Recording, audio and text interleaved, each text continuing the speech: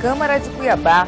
O Ministério Público busca barrar a reeleição do presidente da Casa, Júlio Pinheiro, do PTB. Na medida em que uma situação dessa é descoberta, né, ela causa um descrédito tão grande à Casa Legislativa. E ainda uma entrevista ao vivo com o secretário de Várzea Grande, Roldão Lima Júnior. É quarta-feira, dia 27 de agosto. E o RBTV começa agora.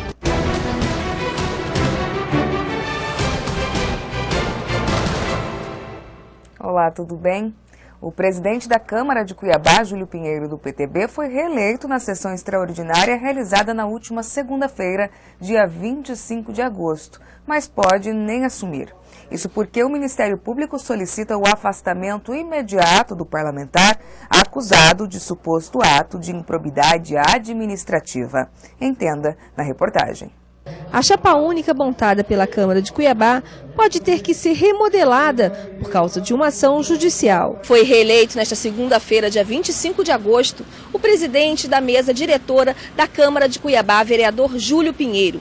Entretanto, o Ministério Público Estadual entrou com um pedido de afastamento do cargo do parlamentar. No final de 2012, conforme consta na ação, Júlio Pinheiro, do PTB, encaminhou 3 projetos de leis municipais ao Poder Executivo para sanção, sem que os mesmos tivessem sido votados em plenário. O afastamento foi pedido porque, na medida em que o presidente de uma casa legislativa, cuja principal função é a de coordenar o processo de votação de leis, né, para que essas leis ingressem no mundo jurídico e produzam efeitos.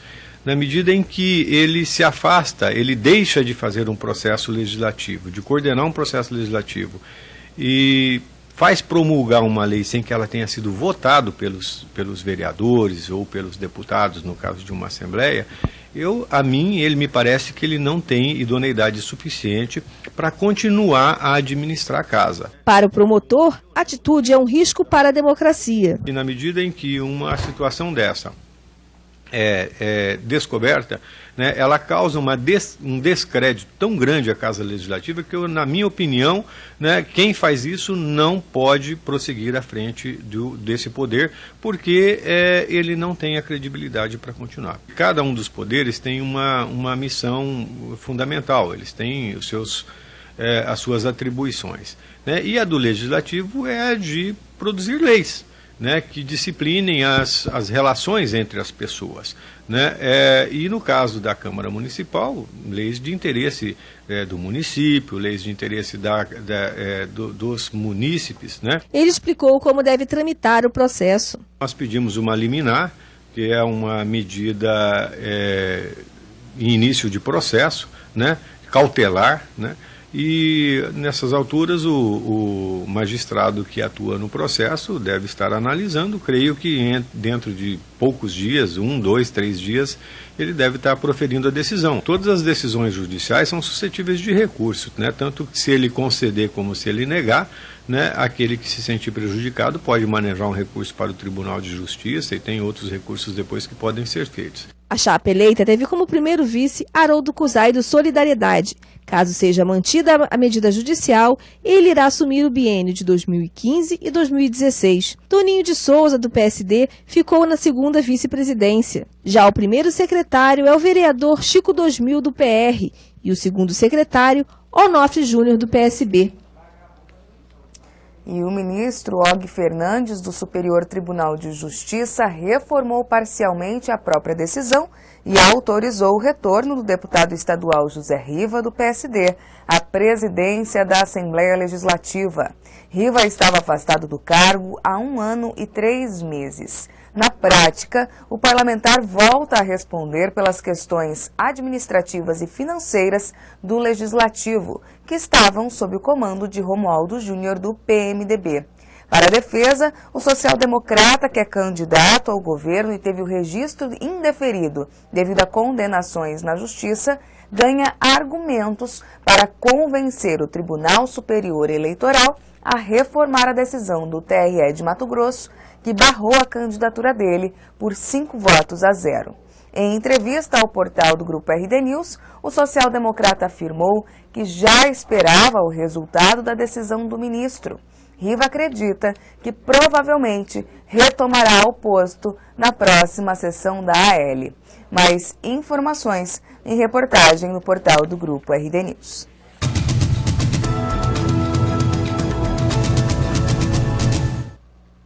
E depois do primeiro debate entre os candidatos ao governo de Mato Grosso, realizado pela TV Record na última segunda-feira, dia 25 de agosto, o RDTV mostra agora, por meio de uma análise feita pelo cientista político Lourenberg Alves, a leitura da atuação de cada um dos 5 postulantes nesse confronto. Confira. O debate realizado na última segunda, dia 25 de agosto, na TV Record e retransmitido pelo Grupo RD News entre os candidatos ao governo do estado foi intenso. Para o analista político Lourenberg Alves, debates são instrumentos importantes que auxiliam na decisão do eleitor. Eu não tenho dúvida nenhuma que o debate contribui muito, tanto para o candidato, como para as coligações, como para os partidos e também para o eleitorado. Porque não se pode perder de vista a importância do palanque eletrônico, sobretudo no momento que nós estamos vivendo. O estado é muito grande e é impossível, quase que impossível, que cada candidato visite todos os 141 municípios. Ele analisou o desempenho de todos os 5 candidatos ao governo do estado, que participaram deste primeiro debate em Mato Grosso. José Muvuca, ele teve um comportamento muito bom. Em alguns momentos, ele chegou a superar, inclusive, ao Riva. Ele tinha um papel importante, que era provocar ou ajudar a provocar o Pedro Táxi. O hipotético eventual governo, né, se mostrando aí o maior laranja da história política de Mato Grosso.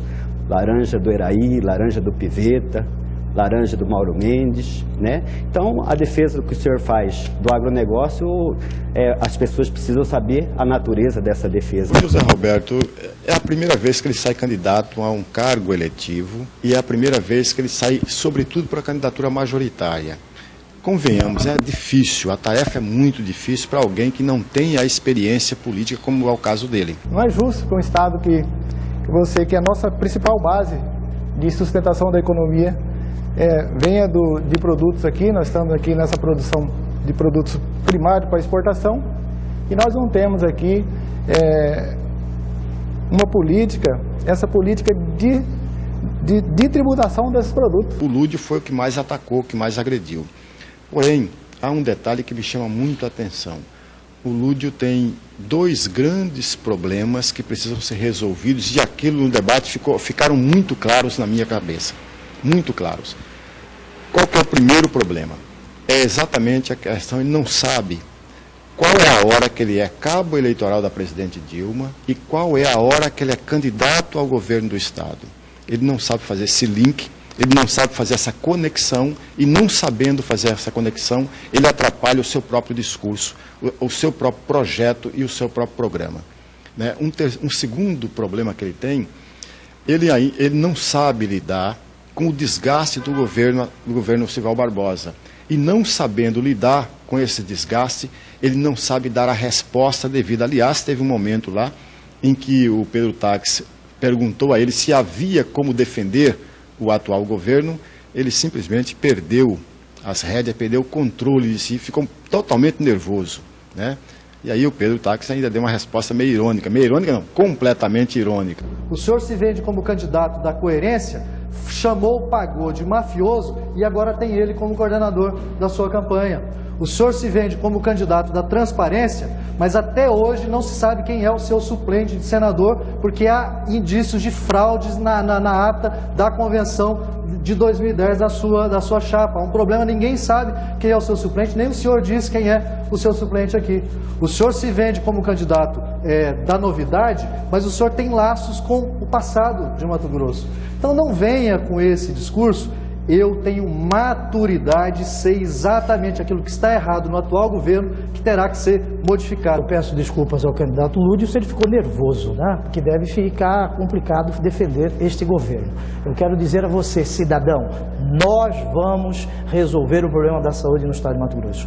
Nós temos um compromisso com a educação como instrumento de transformação. Nós temos um compromisso com você, policial civil, policial militar. Ele escolheu exatamente um momento interessante.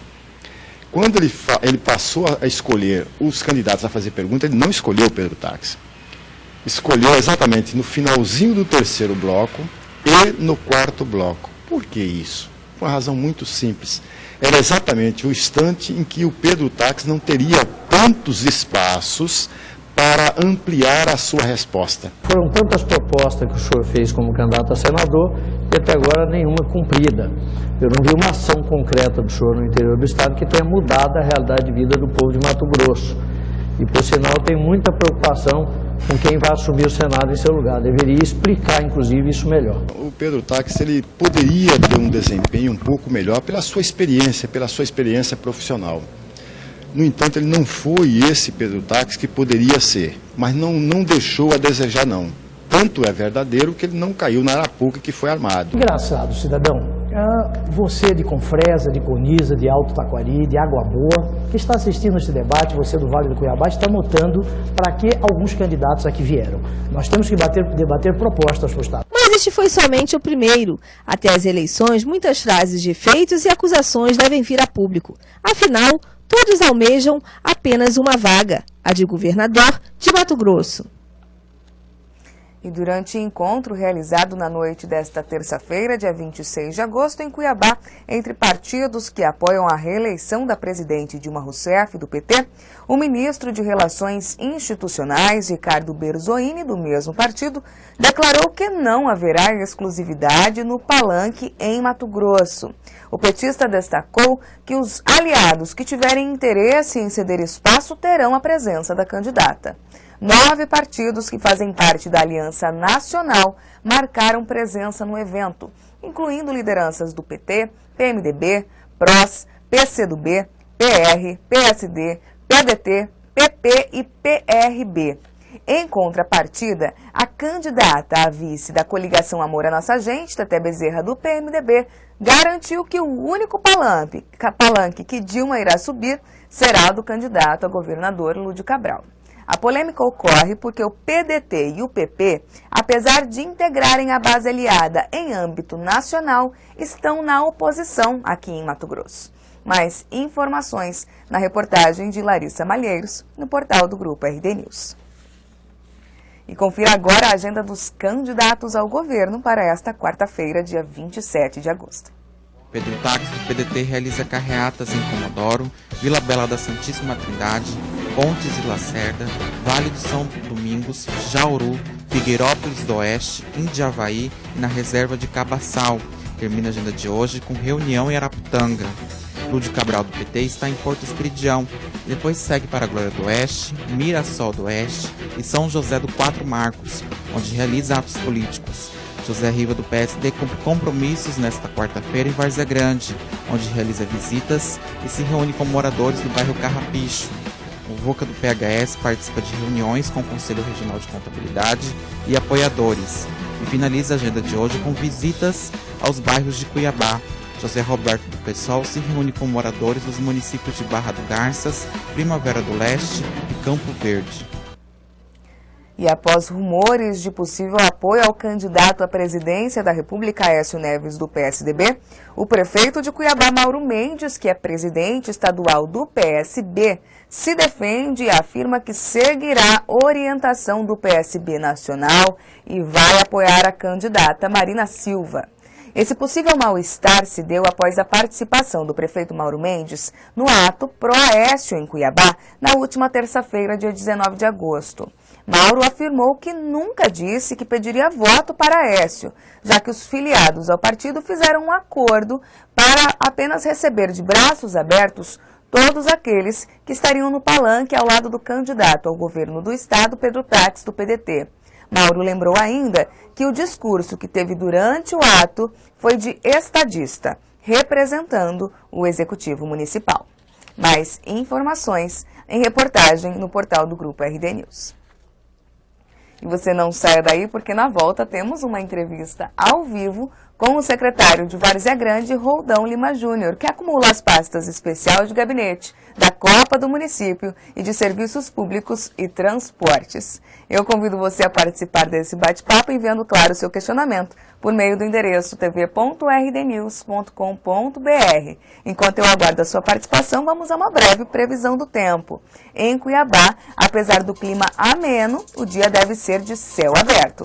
Faz 17 graus na capital. São 8 horas e 45 minutos. Vejo você em instantes no portal do Grupo RD News.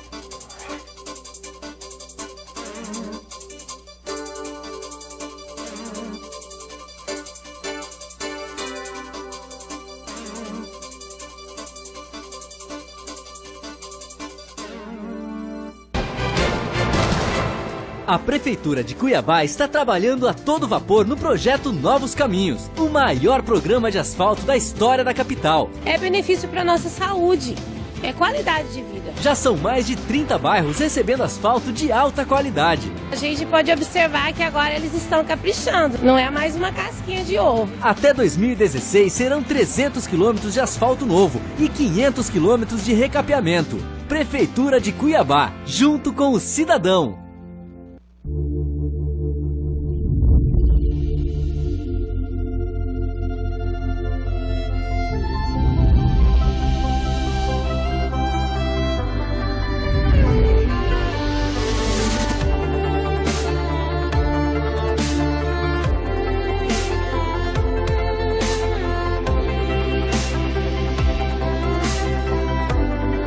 Alphaville Buffet, sua primeira escolha.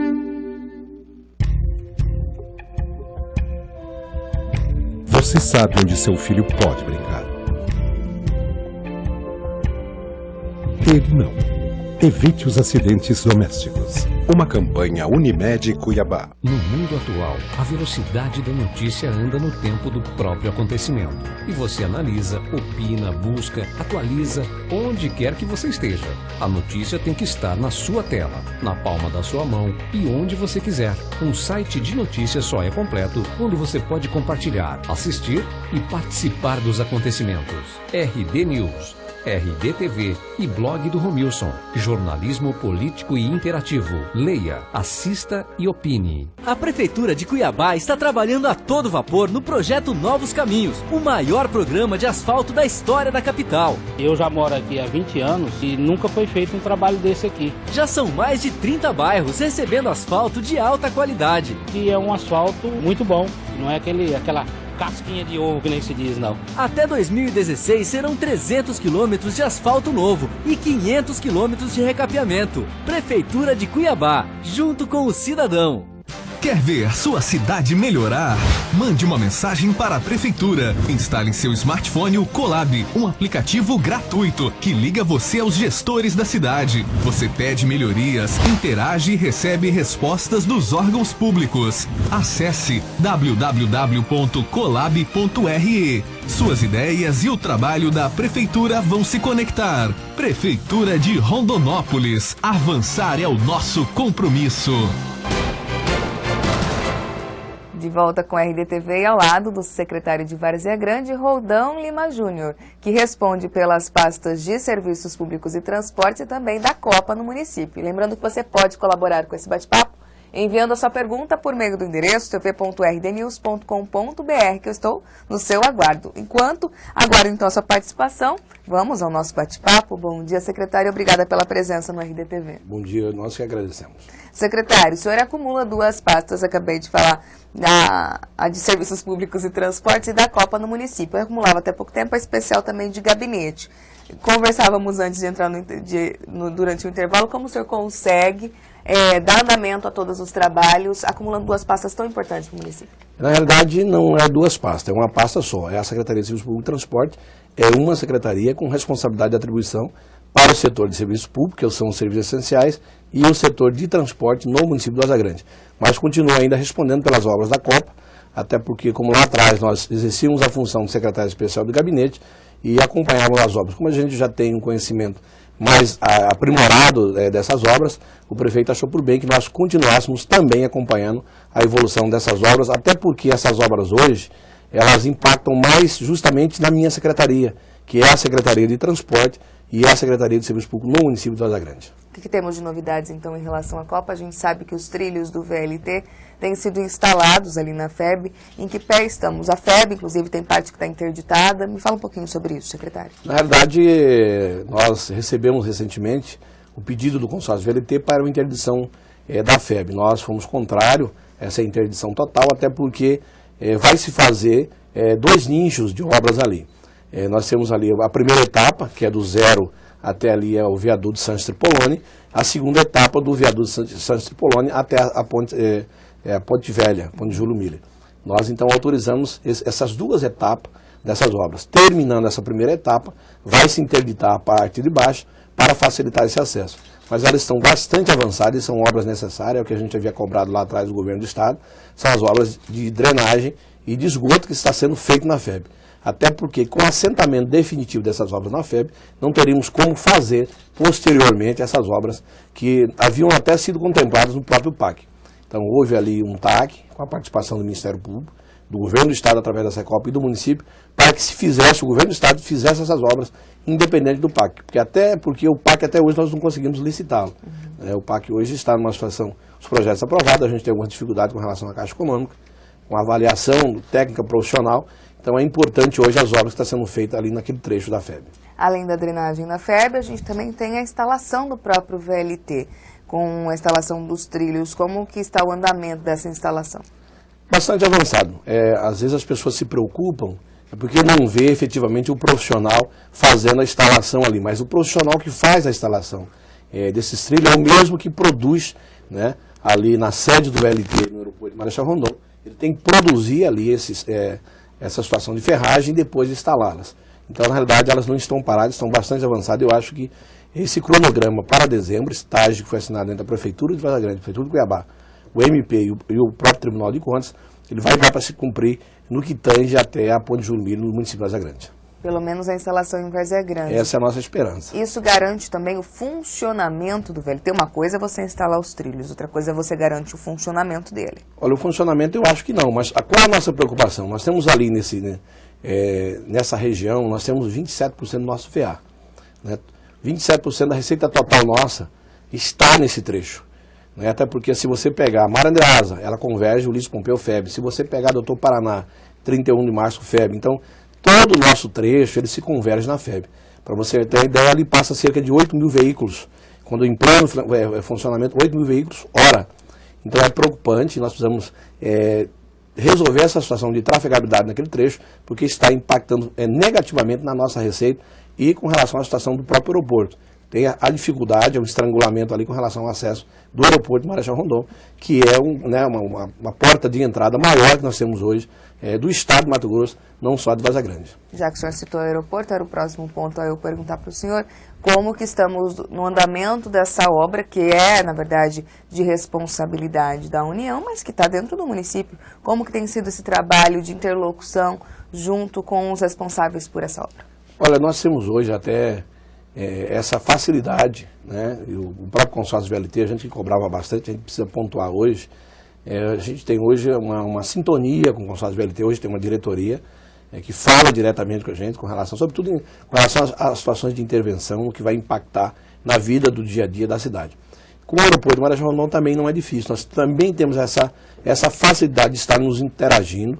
Nós tínhamos ali dias desses uma situação com os táxis, né? E nós procuramos a direção da Infraero, então a gente tem essa interação e nós não temos essa dificuldade de falar hoje com os diretores da Infraero. Então tem facilitado bastante essa interação e facilitado para a gente otimizar as obras, sobretudo nessa região de Varza Grande. Falando em otimização dessas obras, então, o que temos de avanços para garantir que as pessoas que por ali trafegam tenham mais comodidade? Nós estamos trabalhando ali hoje uma situação de sinalização. Nós tínhamos dificuldade ali com relação ao setor de sinalização. Nós otimizamos bastante, avançamos bastante, não só com relação a esse trecho que comprou de aeroporto, onde hoje é o gargalo nosso. Mas nós estamos em Varza Grande há 12 anos, não se instalava uma placa de sinalização. Então o prefeito preocupado com alto índice, né, hoje de acidentes no município, é histórico isso nacional, nós vimos uma matéria em rede nacional hoje, né, cerca de 380 pessoas ceifado a sua vida no trânsito brasileiro, isso preocupa bastante, e a nossa realidade não é diferente. E preocupado com isso, nós estamos otimizando, não só naquela região do aeroporto, que é o fluxo nosso, nós temos ali cerca de 40% de todo o fluxo nosso de trânsito convergindo nessa região. Nós temos hoje trabalhado a cidade como um todo, repensado o nosso setor de trânsito hoje, para otimizar e para impactar menos, porque isso acaba ocorrendo até, você pega hoje o pronto-socorro, nós temos 70% de atendimento nós todos de trauma. Hoje nós temos 27 UTI, nós temos cerca de 20 UTI ocupadas em razão de acidentes de trânsito em nosso município. Como tem sido o relacionamento com o governo do estado, secretário, por meio da Secopa, já que o senhor tem trabalhado nessa interlocução relacionada às obras da Copa? Olha, podia se fazer mais. O governo tem sido parceiro em algumas situações, mas podia se fazer mais. Sobretudo agora nós temos uma situação, um projeto pontual, que era a iluminação da Guarita e da Marandraza. Ele estava num prospecto para as obras da Copa, né, e não se terminou esse trecho, e nós estamos preocupados hoje, o prefeito procurou o governador, essa rota ali, né, que lá atrás foi uma rota oficial da Copa, hoje é um fluxo muito grande de veículo, ali abastece cerca de 40 bairros da nossa cidade, e nós estamos tentando que o governo do estado, até porque fica hoje cerca de 10 milhões de reais essa sinalização, né, a via se duplicou a via, nós teremos que fazer hoje 3 nichos de iluminação, nas duas laterais mais do canteiro central, então o governo do estado poderia estar nos ajudando bastante com relação a isso, até porque isso hoje é um dos gargalos ali, sobretudo com relação à violência, os registros, né, de assaltos, do próprio trânsito nessa localidade.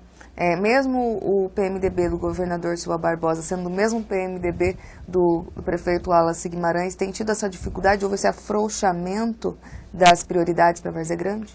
Olha, podia se fazer mais. Eu acho que aí é uma situação, às vezes, não é só a responsabilidade do próprio governo. A própria cidade, você vê hoje, nós temos um colégio eleitoral em Várzea Grande cerca de 176 mil eleitores, nós não temos um deputado estadual no nosso município.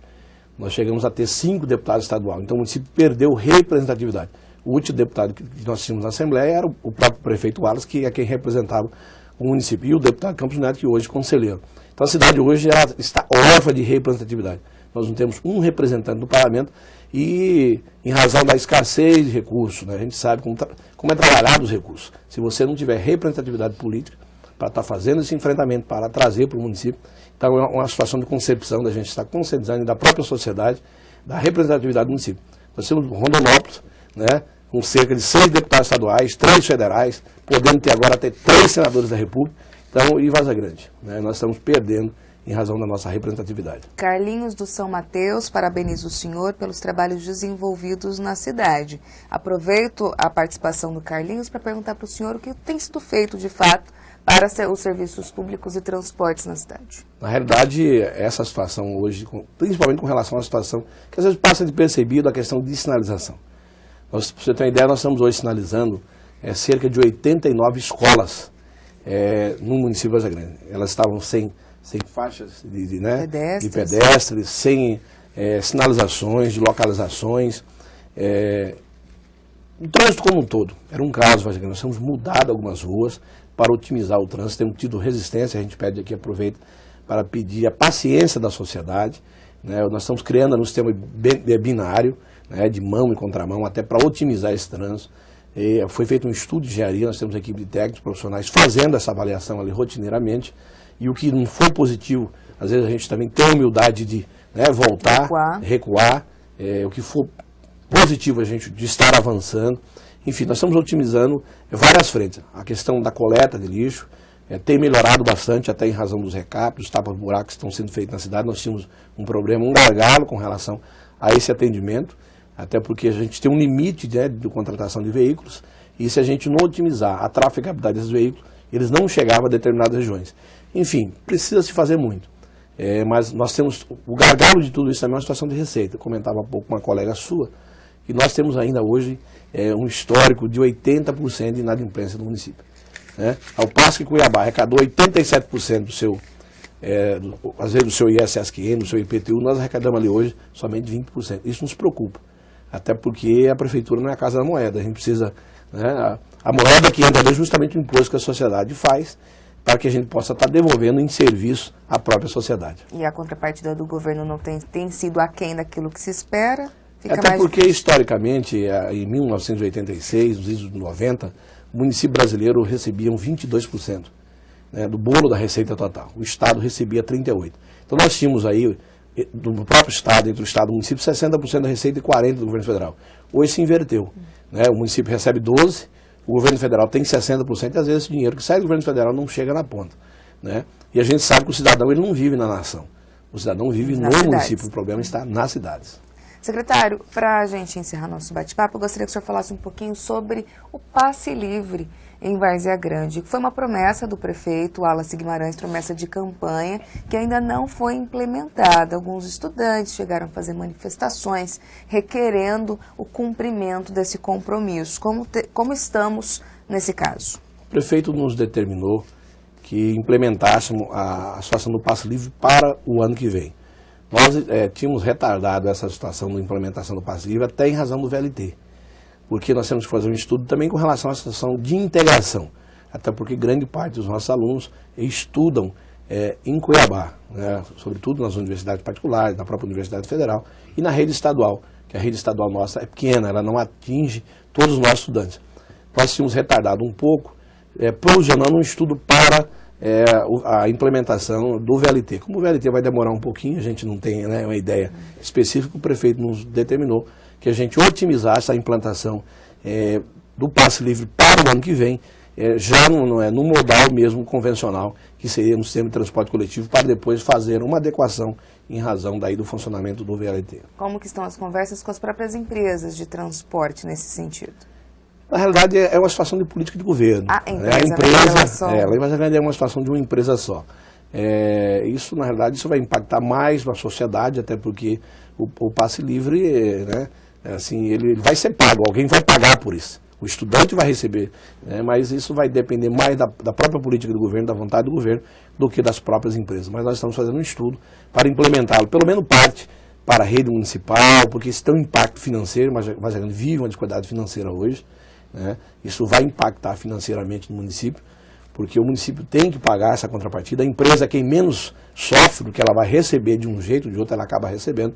E nós estamos tendo cuidado, sobretudo em razão da dificuldade financeira que o município vive hoje, e fazemos pelo menos isso aos nossos, né, aos usuários hoje, os nossos alunos, avançarmos para os alunos do Estado e depois trabalhar numa situação genérica como acontece hoje com Cuiabá. Já tem uma previsão de qual o universo de estudantes que deve ser contemplado e o impacto disso no orçamento do município? Hoje está provisionado cerca de 26 mil alunos. Financeiramente isso impactaria hoje cerca de R$200 mil mês para o município de Várzea Grande. O custo mensal de ser em torno de R$200 mil mês, ou cerca de 3, 4 milhões ano no montante total. Diante disso, diante da falta de arrecadação e tudo mais, por isso houve esse adiamento? Houve esse adiamento, até porque foi o que eu te coloquei. Nós tínhamos desenhado uma situação pensando no modal VLT. Né? E nós iríamos depender mais de uma situação do próprio governo do Estado. Né? Mas como se retardou a construção do VLT, nós estamos desenhando hoje para uma realidade convencional e também em razão do estudo que temos que fazer com relação à situação financeira nossa no município. Tá certo, secretário. A gente agradece mais uma vez sua presença aqui na RDTV.